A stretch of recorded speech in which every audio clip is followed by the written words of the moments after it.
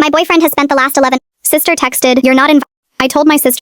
I kicked my boyfriend's parents out after his mom took over my bedroom and called me pathetic to my face. Back in November, my boyfriend Brennan told me his parents needed to stay with us for a few days while their bathroom got renovated. I said fine. We had a spare room. His mom Colette showed up with a mini fridge, a flat screen TV, and a label maker. Within 48 hours, every shelf in my pantry had labels with their names on it. My coffee, my oat milk, my snacks, all moved to a single bottom shelf like I was renting space in my own kitchen. I brought it up to Brennan. He said his mom was just organized and I should appreciate it. Day 4, Colette started cooking every meal. She told me my cooking was bland and she didn't trust me to feed her son properly. I came home from work and my slow cooker was in a box by the front door. She said it was taking up counter space. I put it back. She moved it again the next morning. By week 2, the spare room had become their room. Colette hung curtains she brought from home. His dad Garrett built a shelf unit without asking and drilled straight into my walls. I told Brennan I wanted a timeline for when they were leaving. He said the renovation was taking longer than expected. I called their buildings management myself. There was no renovation. I sat on that information for 2 days. During those 2 days, Colette rearranged my living room so the couch faced their bedroom door instead of the TV. I brought up the renovation lie to Brennan. He got defensive and said his parents were between situations and I needed to be more compassionate. I said I needed a move-out date. He said he'd talk to them. He didn't. The next Friday, I came home and the master bedroom door was locked. From the inside, Colette had moved their suitcases into our bedroom while I was at work and said the guest room mattress was hurting Garrett's back. My clothes were folded in a pile on the couch. I stood in the hallway of my own apartment holding my work bag with nowhere to sleep. I knocked on the door and said this wasn't happening. Colette opened it and told me to stop being dramatic, that the couch pulled out and I'd survive. I looked at Brennan. He said, just for a few nights. I went to the couch and sat there for 3 hours staring at the wall.